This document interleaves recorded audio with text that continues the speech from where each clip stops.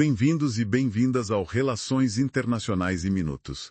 Eu sou o Pedro. E eu sou a Gabi. E também temos o Lucas conosco hoje. Nós somos o canal que tentar descomplicar um pouco a política mundial, né? Para quem quer entender o que está rolando de verdade. Isso aí. E hoje, pessoal, a gente vai mergulhar num tema que, olha, parece coisa de filme, mas está batendo na porta. O possível fim, ou pelo menos uma transformação profunda do Estado-nação como a gente conhece. Exato. A gente está falando de um futuro onde, o controle que o Estado tem sobre a moeda, sobre as fronteiras, sabe, até sobre quem a gente é, a nossa identidade, isso tudo pode ser desafiado. Desafiado por quem? Por tecnologias novas, por cidades que ficam mais poderosas que países, redes que ninguém controla direito. Pois é.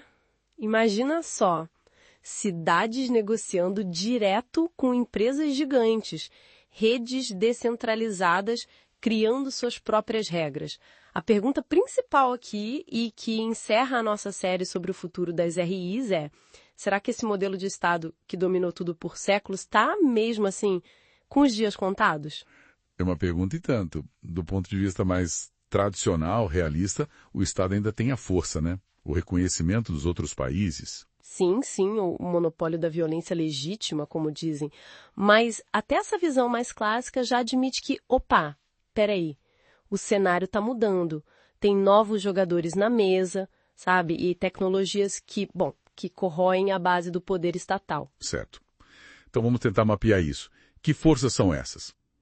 A gente está falando de criptomoedas, né? Bitcoin, essas coisas? Isso. Criptomoedas que fogem do controle dos bancos centrais, a tecnologia por trás, o blockchain, que permite organizar, comunidades, empresas de um jeito novo. E as cidades inteligentes, que estão ganhando cada vez mais autonomia. Exatamente. E até conceitos mais abstratos, tipo identidade digital. Será que no futuro a gente vai ter uma identidade que não depende do país onde nasceu? Complicado. E exemplos concretos? A gente já vê? Com certeza. A questão da moeda é claríssima. Bitcoin e Ethereum circulam pelo mundo todo, né? Fora do sistema bancário tradicional. Isso mexe diretamente com a soberania monetária dos países. E na parte territorial. Aí você tem exemplos como, projetos como Neom, lá na Arábia Saudita, que é quase uma cidade-estado planejada do zero, com leis próprias. Ou mesmo zonas econômicas especiais, que já existem em vários lugares, né?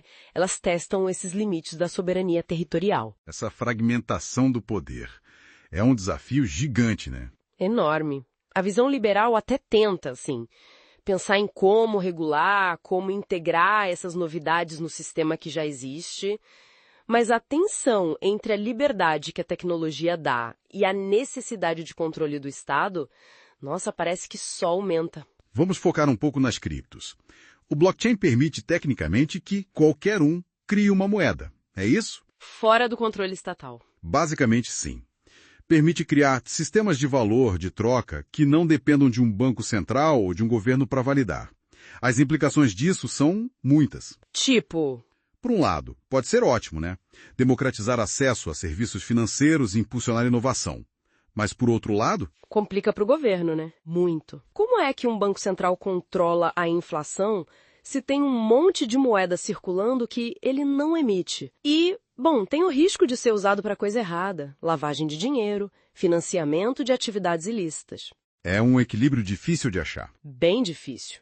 E essa descentralização não para na moeda, como a gente falou. As cidades inteligentes... Isso é fascinante. Lugares como Dubai, Singapura... já funcionam assim, né?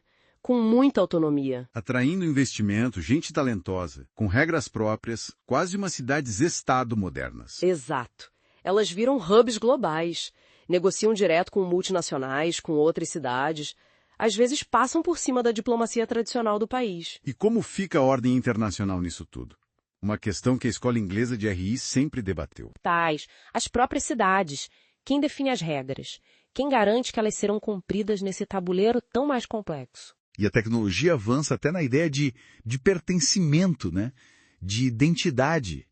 Já ouvi falar em cidadania por NFT, passaporte digital, até algoritmo tomando decisão pública.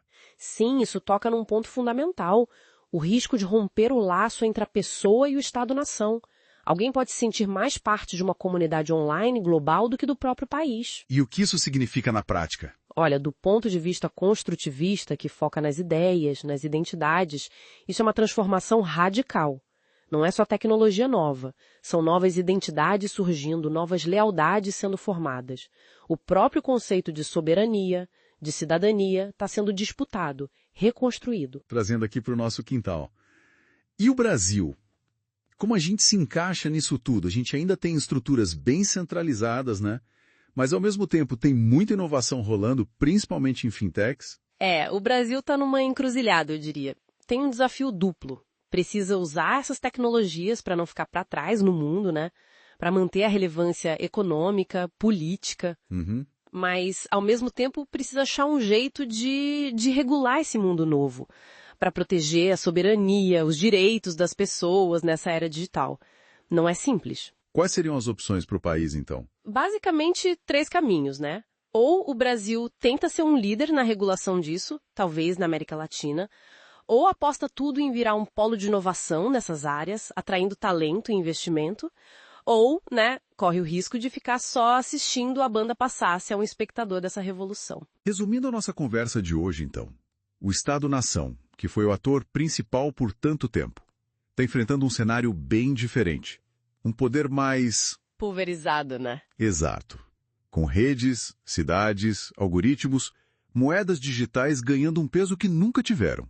A questão não é se ele vai acabar amanhã. Não, acho que não é isso. Mas sim como ele vai se adaptar. Ou se, aos poucos, ele vai ser superado por essas novas formas de organizar a vida em sociedade, o poder. E aí fica a pergunta para o pessoal que acompanha a gente. Na opinião de quem está ouvindo, os estados vão conseguir se reinventar, se adaptar e continuar sendo os protagonistas? Ou o futuro é mesmo das redes, das cidades digitais, dessa coisa mais descentralizada? Deixa o comentário aqui pra gente, conta o que você acha, curta o vídeo também, compartilhe com quem se interessa pelo assunto. E muito obrigada por acompanhar mais este episódio, o último da nossa série Relações Internacionais do Futuro, aqui no Relações Internacionais em Minutos. Valeu, pessoal. Até a próxima.